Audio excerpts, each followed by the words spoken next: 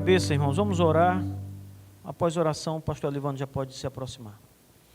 Poderoso Deus, nosso Pai Celeste, nós somos gratos ao Senhor pela Tua mão misericordiosa e cheia de graça, que tem sido conduzida, Senhor Deus, para nos abençoar, que tem sido nosso seguro porto, Senhor Deus, o nosso escudo. Obrigado, Senhor. Obrigado pela noite boa que nós tivemos, pela segurança, pela nossa saúde. Obrigado, Santo Deus, pelo nosso professor, pastor Mike Waters, com a sua esposa Andy, que está conosco aqui, nos abençoando com a sua presença, com o seu amor e também com a instrução do Senhor por meio dele, Pai. Abençoa, Senhor Deus, o projeto deste seminário, abençoa todos os estudantes do Brasil, fora do Brasil, que acompanham essas aulas, que seja de grande riqueza, Senhor Deus, de grande valia para todos eles. Pai, nós te pedimos por hoje, por longo desse dia, abençoa cada momento de aula, Senhor Deus, que haja muito aprendizado. Conduz teu servo, pastor Mike Waters, com o Espírito Santo de Deus. Nós agora pedimos ao Senhor que fale conosco, o nosso coração, pela instrumentalidade do pastor Elivando. Amém.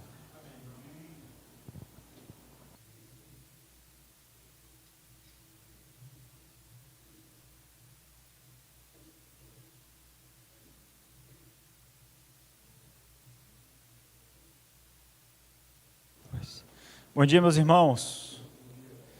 Vamos ter uma breve palavra aqui para aquecer um pouquinho o nosso coração antes do dia de aulas.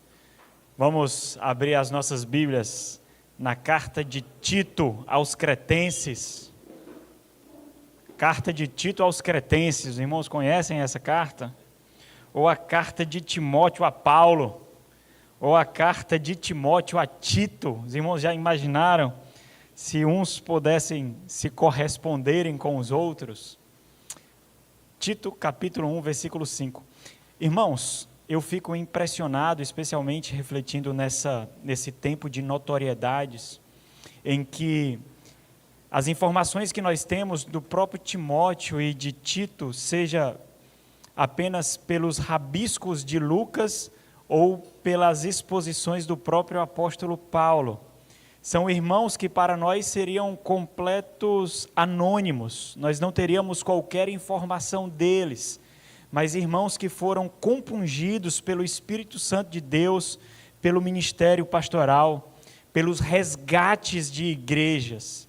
E é interessante como Paulo, ele descreve ali aquele molde de um oficial, de um obreiro da seara do Senhor, quando ele escreve a Timóteo.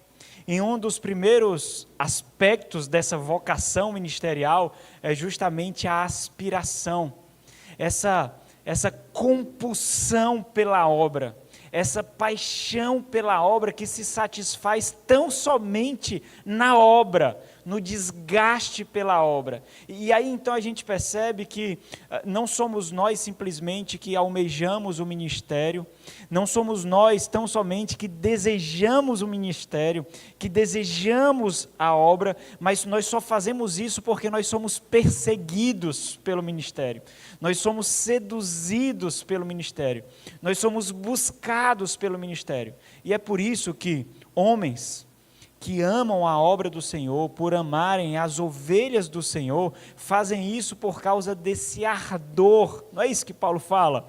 1 Timóteo capítulo 3, não é isso que ele fala? Aquele que aspira excelente obra, ele não aspira notoriedade, ele não aspira sucesso, ele não aspira fama, ele não aspira ter relacionamentos influentes, ele aspira a obra, ele aspira o desgaste. Em determinadas medidas, ele aspira a ingratidão, que o ministério também dá. Ele aspira às renúncias que o ministério dá. Ele aspira os sacrifícios que vêm necessariamente pelo ministério. E é daí que a gente entende como Timóteo, talvez com planos diferentes, aceitasse aquela missão de socorrer a igreja de Éfeso nas mãos de lobos, salteadores, feras, como diz o apóstolo Paulo em Atos capítulo 20. Dentre vós surgirão, e no meio de vós se levantarão homens vorazes, feras, que não negociarão, que sucatearão a igreja, que causarão flagelos no próprio rebanho.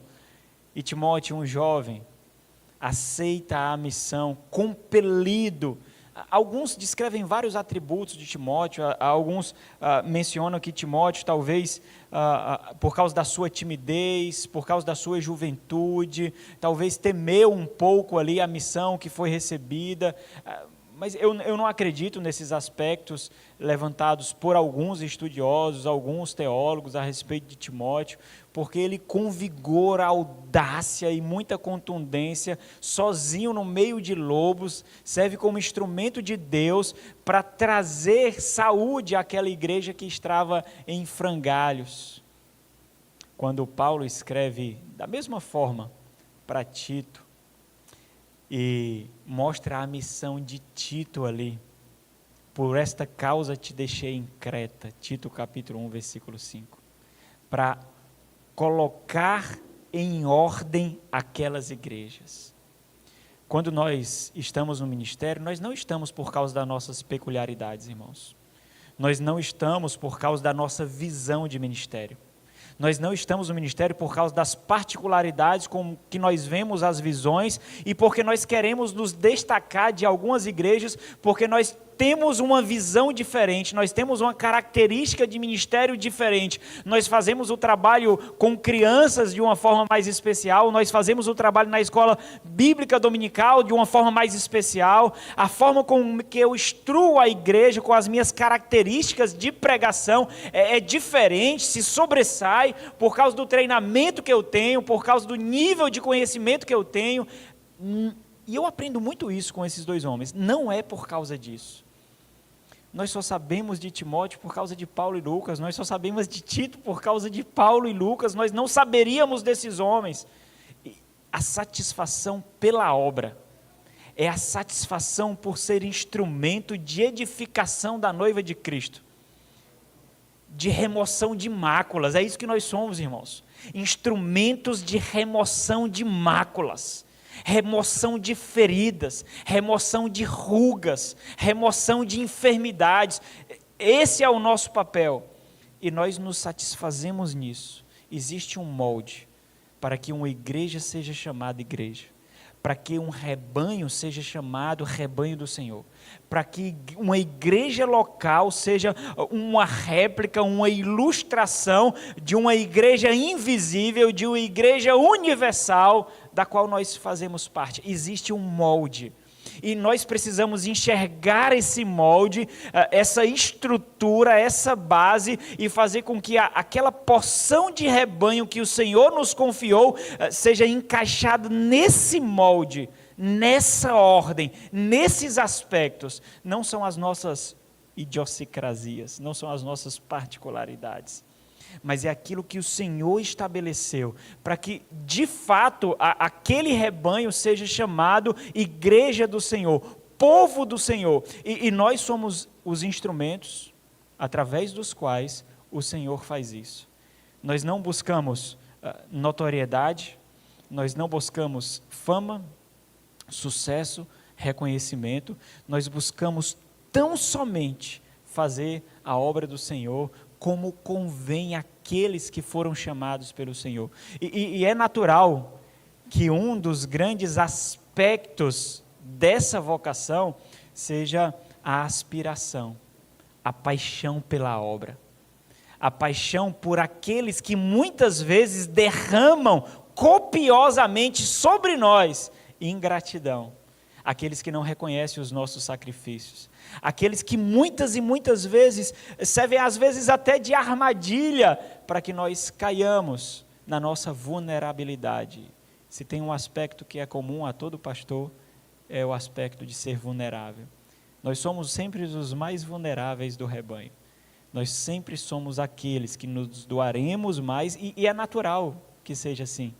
E aqueles que sofremos mais, com enfermidades que muitas vezes o rebanho sequer sente, com dores que a ovelha deveria sentir, e muitas vezes sequer sente, e para nós é como se fossem facas perfurando o nosso coração, porque ela não enxerga com os olhos que deveriam enxergar, não sente com o coração que deveria sentir, mas é tão somente por causa do discernimento espiritual que especialmente o Espírito Santo concede a nós, irmãos. Nós enxergamos além. E esse enxergar além não tem nenhum aspecto de superioridade, porque nos inflige mais dor, nos machuca mais. Esse enxergar além faz com que nós tenhamos uma responsabilidade ainda maior, porque ainda não chegou nesse molde, aquela ovelha não chegou nesse molde, esse rebanho que o Senhor nos confiou ainda não está caminhando de acordo com esse molde, ou então por causa dessas particularidades da obra, das adversidades da vida, da própria luta contra o pecado, faz com que esse molde seja, em alguns momentos, desmantelados. E nós sentimos o peso da responsabilidade por causa desse desmantelamento. E esse é o peso da liderança. Esse é o peso de ficar à frente. Porque sempre o peso repousará sobre nós. Nós somos aqueles que responderão pelo rebanho. Nós somos aqueles que responderão pelaquela porção de reino de Deus na terra. Nós somos aqueles que, sobre a instrumentalidade e a dependência do Espírito Santo de Deus, nós nos gastamos a nossa família para corresponder àquilo que o dono da igreja exige. Casa de Deus, é o que ele diz. 1 Timóteo capítulo 3,15. Igreja do Deus vivo. Casa de Deus, igreja do Deus vivo. Aqueles homens que estavam ali em Éfeso, não estavam fazendo com que aquela porção de povo de Deus fosse reconhecido justamente como tal. Casa de Deus, igreja do Deus vivo. E ele, Timóteo, tinha responsabilidade. Eu acho interessante quando Paulo escreve para Timóteo, e ele diz para Timóteo: ninguém despreze a tua juventude. Tem que dizer para a igreja, não é para Timóteo. É claro que, obviamente, a igreja tem acesso a essa epístola, mas ele está escrevendo primeiramente para Timóteo, e observa, porque nós temos que injetar contundentemente respeito e solenidade do rebanho para com os seus ministros, como um testemunho de que, da mesma forma, eles se submetem ao Senhor como cabeça das suas almas. Ninguém despreze a tua mocidade, ninguém despreze a tua juventude. E é fato que Timóteo era um jovem mesmo, com um profundo desafio. Agora, é essa aspiração do qual eu falei, que Paulo categoricamente coloca ali como o primeiro aspecto da estrutura do molde para que aquele seja separado para o oficialato, é a aspiração que vai fazer com que nós não retrocedamos. É esse desejo flamejante pela obra do Senhor. É isso que vai fazer com que nós vejamos outros homens ao nosso redor experimentando satisfações grandiosas, às vezes acadêmicas, às vezes profissionais, muitas vezes materiais, mas não é isso que nos satisfaz. O que nos satisfaz é corresponder ao chamado de Deus para a nossa vida. Não é porque nós conseguimos uma casa tal, não é porque nós conseguimos aquele tão sonhado carro, aquela tão sonhado moto, porque na verdade a gente também tem esse desejo, não é, irmãos? Mas não é isso. É simplesmente corresponder ao chamado do Senhor, do qual nós não podemos fugir. Ele nos seduziu, Ele nos agarrou, e nós somos agora completamente dele, de uma forma indescritível, que nada mais nos satisfaz. E nós queremos corresponder simplesmente a isso, colocar em ordem, conforme o próprio Deus estabeleceu. E é por isso que nós estamos aqui, irmãos. É por isso que nós nos debruçamos nas Sagradas Escrituras. É por isso que nós deixamos a nossa família, viajamos milhares de quilômetros. É por isso que nós estamos aqui, passando o dia todo estudando as Sagradas Escrituras, aos pés de homens de Deus, para nos esmerarmos na palavra de Deus, para oferecer um alimento saudável, para que o rebanho seja saudável, como um dos caminhos por meio dos quais nós colocaremos em ordem as coisas restantes. Não é assim Nem todos que nós pastoreamos se converteram no nosso ministério. Nós precisamos colocar em ordem.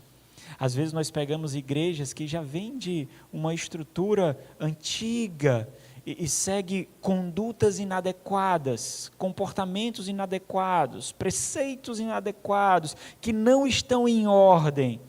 E o Senhor nos confiou essa tarefa, essa missão. E nós, irmãos, nesse mundo midiático, nós nos satisfazemos na obra, tão somente na obra. Nós nos regozijamos em ter um instrumento que corresponda à nossa aspiração e na obra termos saciedade. É esse desejo, é essa aspiração que nós temos, essa fome. E na obra nós somos saciados. No ministério nós somos saciados. É quando nós recebemos testemunhos. Quem nunca recebeu testemunho de um garotinho que está conhecendo o Evangelho, de uma esposa que teve um casamento restaurado, de um pai que agora sabe que deve viver para ser o cabeça do seu lar e não buscar notoriedade no mercado de trabalho? É isso, irmãos. E eu tenho certeza que todos nós, se sentarmos e conversarmos juntos alguns momentos, nós temos mensagens assim para mostrar, não é? Nós temos testemunhos como esse. E às vezes vem como instrumento de Deus, para que o Espírito Santo de Deus diga assim, continua, você está colocando em ordem. Continua, quando nós estamos esmorecendo, quando nós estamos fraquejando, quando parece que nós estamos fazendo tudo errado, quando parece que as coisas não estão acontecendo quando nós pensamos que deveria acontecer. E então o Espírito Santo de Deus nos surpreende com uma mensagem tão simples, sem glamour, sem holofote ou notoriedade, como o Espírito Santo enviando uma mensagem dizendo, está colocando em ordem. Continua. É nessa ordem aí que eu estou falando.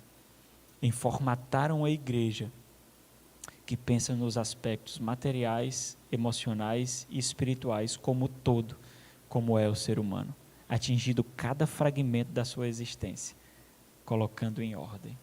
Que o Senhor nos conceda esse privilégio, irmãos, essa graça de nos saciarmos pela obra do Senhor, tão somente pela obra do Senhor em nossas igrejas locais, que o Senhor nos colocou como responsáveis. Vamos orar mais uma vez? Senhor nosso Deus, não tem palavras para descrever o privilégio que nós temos, ó Deus, de passarmos a semana toda, durante todo o dia, nos esmerando na palavra do Senhor, através da instrumentalidade de homens mais sábios do que nós, mais capacitados do que nós, sobre o ombro de gigantes, ó Deus. Nós te louvamos, que nós possamos compreender a profunda responsabilidade sobre a qual o Senhor nos coloca diante de todo o conhecimento que nós temos adquirido, de sermos instrumentos melhores em Tuas mãos, de sermos instrumentos mais dedicados em Tuas mãos. Que o Senhor, Pai, por profunda misericórdia e graça, cuide das nossas famílias, esposa, filhos, que servem de suporte para que nós estejamos aqui. Seja conosco, Deus, e faz com que nós sejamos intencionais nesse dia, durante toda essa semana, em nome de Jesus. Amém.